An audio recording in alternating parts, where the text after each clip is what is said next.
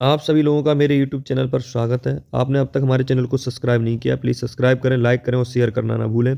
और साथ में बेल आइकन का बटन दबाएं, जिससे कोई भी वीडियो आएगी तो उसका सबसे पहले आपके पास नोटिफिकेशन आ जाएगा।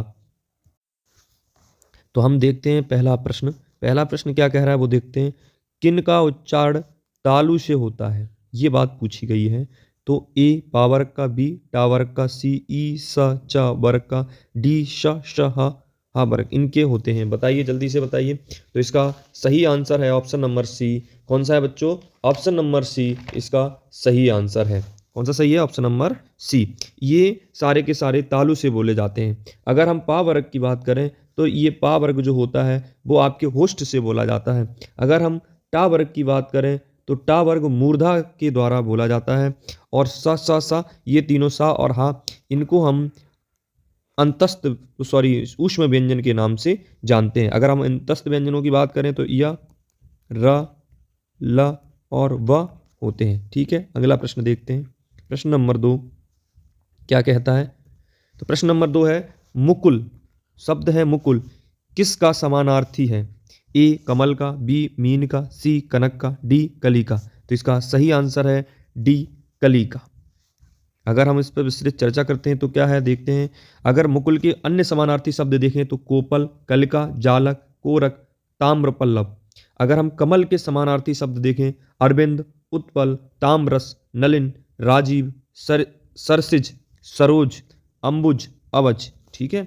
अगर हम मीन के भी देख लें समानार्थी मत्स्य, मकर, सफारी, झस, जलतोरी, मछली, सफारी।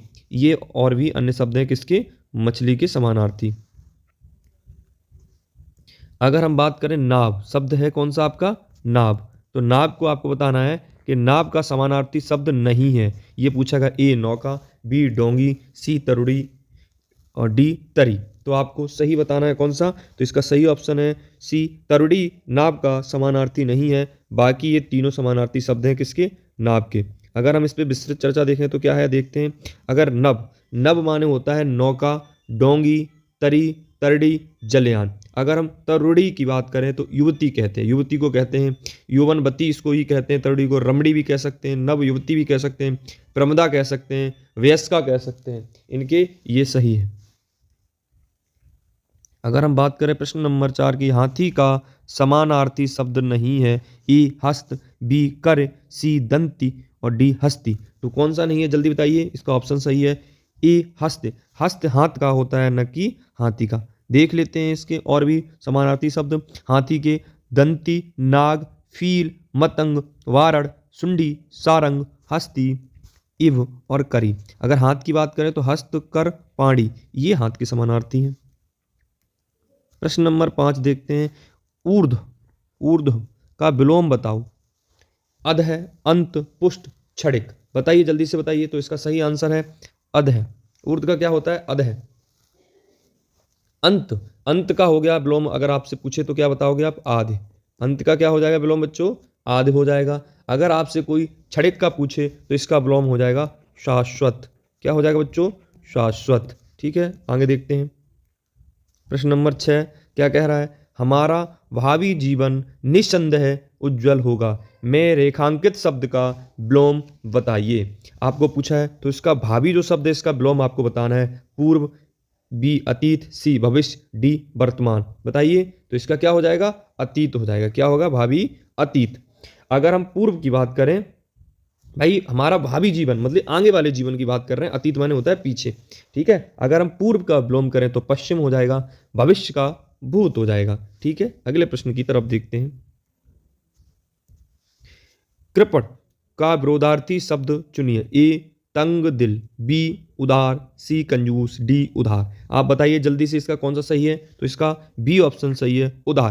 कृपण का विलोम क्या हो जाएगा? उदार। ठीक है। अगर हम और की बात करें तो कंजूस, कंजूस, कंजूस जो है वो कृपण का क्या है?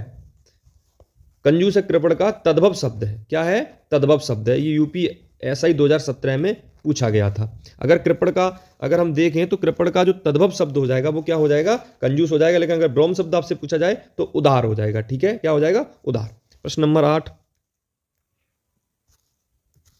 मुद्रा अनेकार्थी शब्द का अर्थ है रूप, बी भाग, सी पर्वत, डी गोद। तो मुद्रा किसका भाग है भाई? अनेकार्थी रूप का है। किसका है?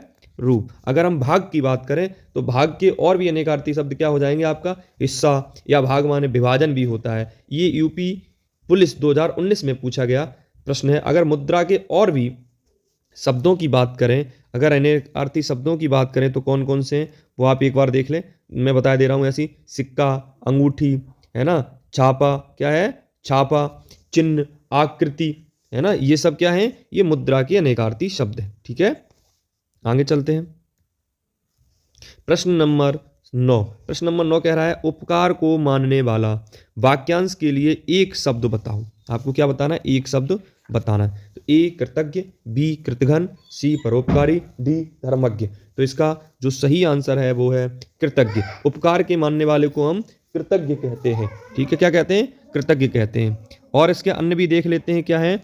अगर हम उपकार को न मानने वाले को हम कृतघ्न कहते हैं, परोपकार करने वाले को परोपकारी कहते हैं, धर्म को जानने वाले को धर्मज्ञ कहते हैं। ठीक है, आगे देखते हैं। प्रश्न नंबर 10। दोपहर का समय नीता आराम कर रही थी। रेखांकित शब्द के लिए सही शब्द का चयन करें। ए अग्रग्रहण, बी प्रातःकाल, सी माध्याह्न, डी कालीग्रह। यूपीएसआई 2017 में इस प्रश्न को पूछा गया। तो इसका सही है दोपहर के समय को माध्याह्न कहते हैं। क्या कहते हैं? माध्याह्न कहते हैं। इतनी बात समझ गए। अगर हम आगे प्रश्न 11, कौन सा जोड़ा समरूपी भिन्नार्थक है ना? ए अवधि, अवधि, बी अनुचर, नोचर, है ना, नौकर कह सकते हैं उसको, सी को आदि अंत है, डी का अभिनय नाटक है। तो कौन सा जो ऐसा शब्द है जिसका भिन्नार्थक या समरूपी भिन्नार्थक है ना? तो देखो अनुचर और नौकर। अनुचर माने भी नौकर होता है ना। आदिम का विलोम क्या हो? अंत हो जाएगा, आदि अंत। अभिनय कौन करता है? नाटक। लेकिन अगर इन दोनों में अगर देखा जाए तो बिना अवधि और अवधि ये देखो एक जैसे ही हैं, एक जैसे उच्चारण के हैं, लेकिन इनके समान समरूपी तो हैं, लेकिन जो उच्चारण है इनके कैसे हैं? अलग अलग हैं। अगर अवधि की बात करें तो काल और समय है, और अवधि की बात करें तो अवध के क्षेत्र की भाषा है। इतनी बात समझ लो, है ना। ये आपका यूपी पुलिस जियो का त्यों पूछा गया था। 2018 में ये प्रश्न आया था। ये हमने बता ही दिया आपको। आगे देखते हैं। हनुमान ने संजीवनी बूटी से लक्ष्मण के लिए होश लाए। वाक्य में त्रुटि का आधार पहचानिए। ए कारक, बी वचन, सी विशेषण, डी लिंग। इसमें यह पूछा गया है कि कौन सी त्रुटि है, लिंग में है, कारक में है, वचन में है, इसके विशेषण में है। तो इसमें जो त्रुटि है आपकी पाई गई है वो कारक में है। कारक त्रुटि है, और कारक चिन्ह कहाँ प्रयोग? यहाँ पे। तो इसकी त्रुटि कहाँ है? यहाँ पे पाई गई है। अब इसका आंसर आपको बताना, कमेंट बॉक्स में जरूर बताएं। सभी मिलकर स्कूल जाता है वाक्य का शुद्धतम रूप होगा। ए सभी मिलकर स्कूल जाते हैं, सभी मिलकर साथ स्कूल जाते हैं, सभी मिलकर स्कूल जाते हैं, सभी साथ मिलकर जाते हैं। ये चारों ऑप्शन दिए गए हैं, इनमें आपको सही विकल्प बताना है। तो सही विकल्प इसका है सभी साथ स्कूल जाते हैं। सही इसका विकल्प है सभी साथ स्कूल जाते हैं। कौन सा वाक्य शुद्ध है आपको ये बताना है। ए निरपराधी को दंड देना उचित नहीं है, डी न्यायालय ने उसको निर्दोषी ठहराया है, सी न्यायालय ने उसको निर्दोष बनाया है, डी न्यायालय ने उसको अपराधी लगाया है। तो ये तो बिल्कुल लगाया क्या होता है, नहीं, है ना। अब अगर इसमें देखें न्यायालय ने उसको निर्दोष बनाया है, भाई न्यायालय किसी को निर्दोष थोड़ा बनाता है ना। न्यायालय ने उनको निर्दोषी ठहराया है, न्यायालय ठहराता नहीं है। वो ये कह रहा है निरपराधी को दंड देना उचित नहीं है। ये वाक्य हमारा शुद्धतम है, अधिक शुद्ध है। ठीक है, ये आपका यूपीएसआई 2017 में पूछा गया, 7 में नहीं। ठीक है, पुल्लिंग शब्द को पहचानिए। पुल्लिंग मतलब जो पुरुषार्थ वाला शब्द है उसको पहचानिए। ए संसार, बी गौरव, सी समुदाय, डी अश्विनी। तो अश्विनी इसका क्या है? ये पुल्लिंग शब्द है ना। कौन सा शब्द है? पुल्लिंग। ऐसी रोहिणी ये भी एक पुल्लिंग शब्द है, भरड़ी एक पुल्लिंग। आप नाम पर मत जाइए, उसके अर्थ को पहचानिए। शब्द के अर्थ से पता चलेगा कि ये पुल्लिंग है या स्त्री लिंग है। इतनी बात समझ रहे हो ना।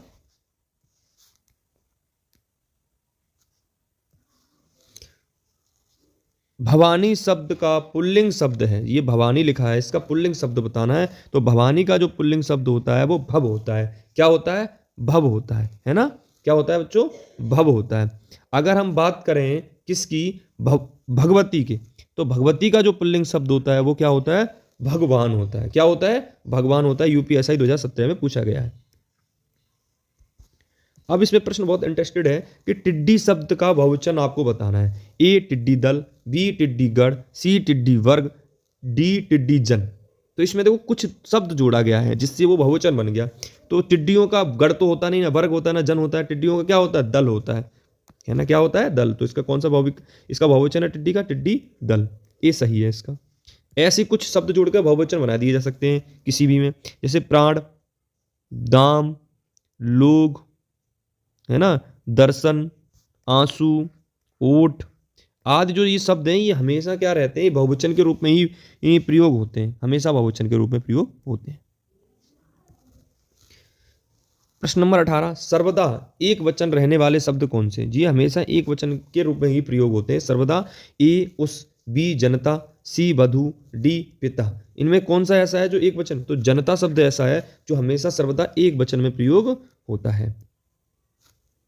जैसे मजा, आटा, नाच, ये भी सर्वदा एक वचन में ही प्रयोग होने वाले शब्द हैं। मतलब इनको एक वचन वाले शब्द कहेंगे। चीनी, मद्रासी, बिहारी आदि शब्द कौन सा विशेषण है? आपको ये बताना है। आकार बोधक, अवस्था बोधक, स्थान बोधक या डी दिशा बोधक। आपको सही उत्तर बताना है। कौन से हैं? ये स्थान बोधक है। कौन से? स्थान बोधक विशेषण है। चीनी, मद्रासी और बिहारी। बात करें प्रश्न नंबर 20 की, सुबह में चिड़िया चहचहाने लगी, वाक्य में प्रयुक्त कल पहचानिए। ए अपूर्ण वर्तमान काल है इसमें, बी सामान्य वर्तमान काल है, डी सामान्य भविष्य काल है, डी पूर्ण भूतकाल है। बताइए, सुबह में चिड़िया चहचहाने लगती हैं, चहचहाने लगती हैं, तो बताइए कौन सा है? तो इसके अंदर जो है वो अभी अभी तो हुआ है ना, अभी अभी, तो इसके अंदर कौन सा हो जाएगा? सामान्य वर्तमान काल। बी ऑप्शन इसका सही है। धावक तेज गति से दौड़ते हैं, वाक्य में तेज गति क्रिया विशेषण का कौन सा भेद है? ए स्थानवाचक, बी परिणामवाचक, सी कालवाचक, डी रीतवाचक। तो इसका सही विकल्प है बी परिणामवाचक। यूपीएसआई 2017 में पूछा गया आपका प्रश्न है। संगम, संवाद, संस्कार, संयुक्त आदि शब्दों में उपसर्ग है। ए सम, बी सन, सी सत्र और डी सड़। बताइए जल्दी। तो इसका सही है सम। क्या है इन सब में? सम उपसर्ग लगा हुआ है, प्रत्यय तो पीछे लगता है। अब ये प्रत्यय का सवाल आ गया। भुलक्कड़ शब्द में किस प्रकार का प्रत्यय प्रयोग हुआ है? भू, बी ड, सी अक्कड़, डी भू। तो इसमें अक्कड़ प्रत्यय प्रयोग हुआ है। सी विकल्प इसका सही है। अक्कड़ प्रत्यय से बने अन्य शब्द हैं, जैसे घुमक्कड़ आ जाए, पियक्कड़ आ जाए, फक्कड़ आ जाए, भुक्कड़ आ जाए, लक्कड़ आ जाए। इन सब में कौन सा प्रत्यय प्रयोग हो रहा है? अक्कड़ प्रत्यय प्रयोग हो रहा है। ये प्रश्न है, खिलौना शब्द का मूल शब्द है, ये पूछा। खेलना धन होना, बी खेल धन होना, सी खिल धन होना, डी चिल्लाना धन औजार। तो इसका सही है, इसका जो मूल शब्द है खिलौने का वो होता है खेल। क्या होता है बच्चों? खेल होता है। ये 2017 में पूछा गया है। चार विकल्पों में से दिए गए शब्दों के सही समास वाला विकल्प चुनिए। सप्त सिंधु के लिए कौन सा विकल्प सबसे अच्छा है? सप्त सिंधुओं का समूह, सात सिंधुओं का समूह, सात सिंधु का समूह या सात नदियों का समूह। सही विकल्प है डी सात नदियों का समूह। यूपी पुलिस 2019 में पूछा गया है, क्योंकि सप्त का मतलब सात, सिंधु का मतलब नदी या सागर होता है। दिए हुए में से कौन सा विकल्प घड़ियां गिनना का अर्थ बताता है? ए बहुत बेचैनी से इंतजार करना, बी अधिक बीमार होना, सी बहुत कमजोर होना, डी मृत्यु का समय दूर होना। इसका सही विकल्प है ए बहुत बेचैनी से इंतजार करना। ए विकल्प सही है। गुड़ के विपरीत नाम, इसके अर्थ को दर्शाती उपयुक्त लोकोक्ति का चयन कीजिए। ए आंख का अंधा, नाम नयन सुख, बी आंख के अंधे गांठ के पूरे, सी अंधों में काने राजा, डी अपना हाथ जगन्नाथ। तो इसके लिए सही जो उपयुक्त लोकोक्ति है वो पहली वाली है, अंधा, वो आंख का अंधा, नाम नयन सुख। आंख का तो अंधा है लेकिन उसका नाम उसके जस्ट उल्टा रख दिया, क्या कह दिया? नयन सुख, है ना। आंख के अंधे गांठ के पूरे, मतलब मूर्ख किंतु वो है तो दिमाग से मूर्ख। गांठ का पूरे मतलब वो धनवान है, मूर्ख है किंतु धनवान है। अंधों में काने राजा मतलब मूर्खों में अल्पज्ञ। अपना हाथ जगन्नाथ, अपना किया हुआ लाभदायक होता है। अपना कोई भी काम अगर करोगे तो वो क्या होगा, लाभदायक ही होगा। लोहा मानना मुहावरे का अर्थ है ए पराजय स्वीकार करना, बी बुद्धिमान होना, सी श्रेष्ठता स्वीकार करना, डी शक्तिशाली बनना। तो आपको इन चारों में से बताना, तो सही विकल्प इसका है श्रेष्ठता स्वीकार करना, लोहा मानना। ठीक है। अगर हम बात करें पहले विकल्प की तो पराजय स्वीकार करने का मतलब होता है घुटने टेकना। अगर बुद्धिमान होने का मतलब होता है अकल का पुतला होना। ठीक है, बाकी एक का तो आपको पता ही है ना। अगर हम बात करें की गई पंक्तियों में आपको रस बताना है। प्रिय पत वह मेरा प्राण प्यारा कहाँ है, दुख जल निधि में डूबी का सहारा कहाँ है। प्रिय पत वह मेरा प्राण प्यारा, तो वो दुखी हो रहा है ना, तो इसके अंदर कौन सा रस हो जाएगा, करुण रस हो जाएगा। अगर दुख की बात हो तो कौन सा रस होता है, करुण रस होता है। प्रश्न है कुंडलिया छंद में कितने चरण होते हैं, 10, बी ऑप्शन 6, सी 3, डी 4। तो 6 होते हैं। कुंडलिया में कितने छंद होते हैं, 6 चरण होते हैं। अगर हम इसकी बात करें तो कुंडलिया में छंद कितने होते हैं, छंद में 6 चरण होते हैं। विषम मात्रिक संयुक्त छंद ये कहलाता है, जो दोहा और रोला छंदों से मिलकर बना होता है। इस छंद के प्रथम चरण की रचना तो दोहे से होती है और अंतिम चरण की रचना किससे होती है, रोला से होती है। फूल सी सुकोमल मृदुल भावमय देवायनी, कच्च के बिना न जी सकेगी यह निश्चित है। उस पंक्ति में अलंकार आपको बताना है। फूल सी, फूल सी, यहाँ पे शब्द आया है सी, तो आप जो सी अगर शब्द आ जाए या किसी समानतावाचक पद के द्वारा वहां पे उपमेय में उपमान के साथ समान धर्म या प्रतिपादन हो, वहां उपमा अलंकार हो जाता है ना। समानता या तुलना की बराबरी की जाए, तो वो क्या कह रहा है, फूल सी सुकोमल, मतलब फूल की तरह कैसी है, कोमल है। तो इसके अंदर कौन सा अलंकार हो जाएगा बच्चों, उपमा अलंकार हो जाएगा। किसी समानतावाचक पद के द्वारा जहां उपमेय का उपमान के साथ समान धर्म का प्रतिपादन हुआ, उपमा अलंकार होता है। उपमा का अर्थ होता है समता या तुलना या बराबरी।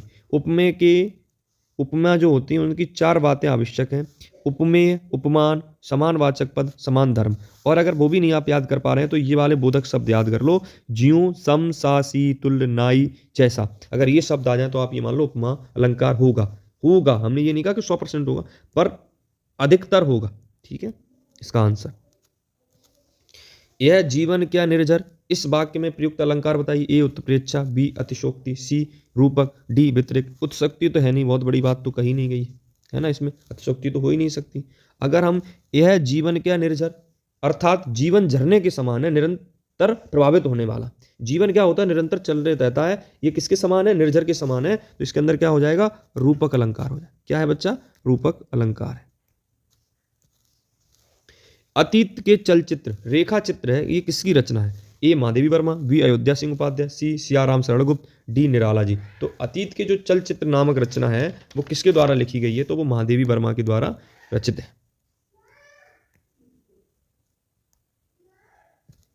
अगर महादेवी वर्मा की कुछ प्रमुख रचनाएं देखें, स्मृति की रेखाएं, मेरा परिवार, नीरजा, निहार, अतीत के चलचित्र, यामा, साध्य गीत, रश्मि। अगर अयोध्या सिंह की देखें तो प्रिय प्रवास, पारिजात, वेदेही वनवास, कृष्ण शतक, पदम प्रसून।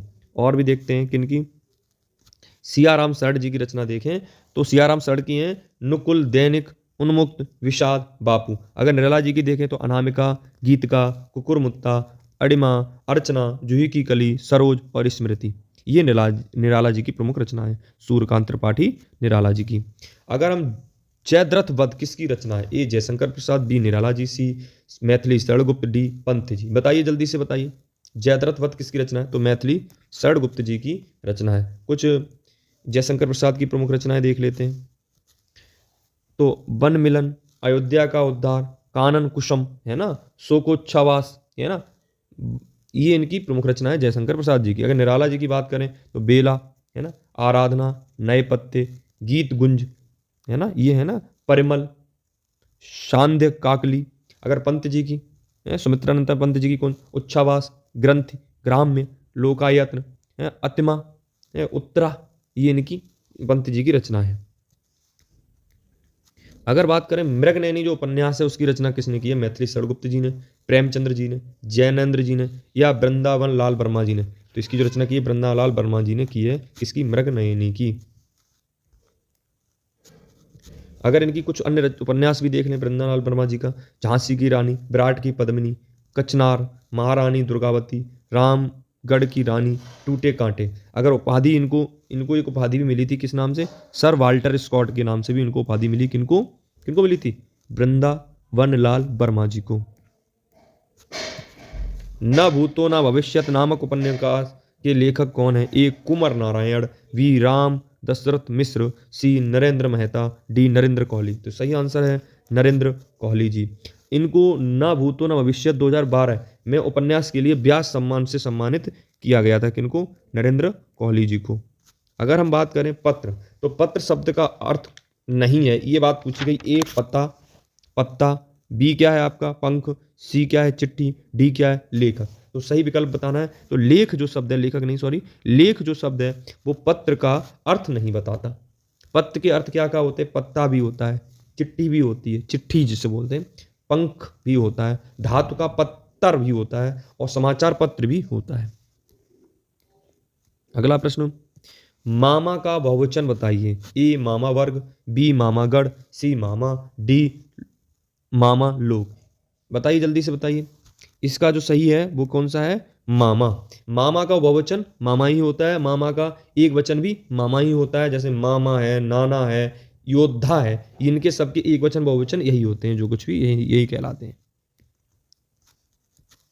पक्षी का पर्यायवाची नहीं है, आपको ये बताना है। ए पंकज, बी अंडज, सी खग, डी नभचर। कौन सा नहीं है? तो ये जो पंकज शब्द है ये कमल का पर्यायवाची है ना? किसका है? कमल का पर्यायवाची है।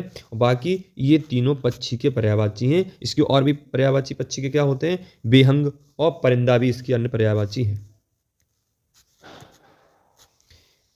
अगर हम बात करें प्रश्न नंबर 40, आपका अंतिम प्रश्न है, अधम का विरोधार्थी शब्द दिए गए विकल्प में कौन सा? ए नेक, बी उत्तम, सी बुरा, डी नराकी। नारकी बोलते हैं, नारकी। तो इसका सही है उत्तम, अधम का उत्तम। अगर हम नेक का विलोम देखें तो बद होता है, वध है ना? बुरा का अच्छा होता है, नारकी का होगा स्वर्गीय। ठीक है। अगर आपने अब तक भी हमारे प्रश्न के संकलन को देखकर चैनल को सब्सक्राइब नहीं किया है तो प्लीज़ सब्सक्राइब करें, लाइक करें और शेयर करना ना भूलें। जय हिंद, जय भारत।